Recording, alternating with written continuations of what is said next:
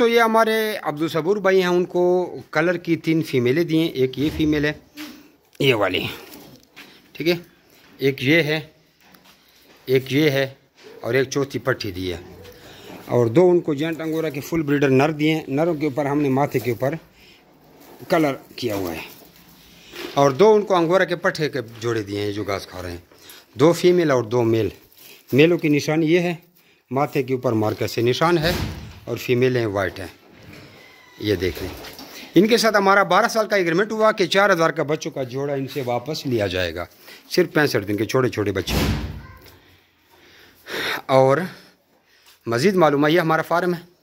Video लंबी हो जाएगी और फार्म वीडियो में नहीं आ सकता, बहुत लंबा फार्म है। तो अपना नाम और शहर का नाम मुझे व्हाट्सएप पे भेजें। यही नंबर मेरा व्हाट्सएप में है। आपको फ्री ट्रेनिंग और रैबिट के रिगार्डिंग सारी मालूमात भेज दी जाएगी। ऊपर भी हमारा फार्म बन रहा है, ये ऊपर लंटर पड़ गया ये, ठीक है। इंशाल्लाह सारा ये रैबिट होगा। और इन कारोबार में अल्लाह ताला सब मुसलमानों के बरकत डाले।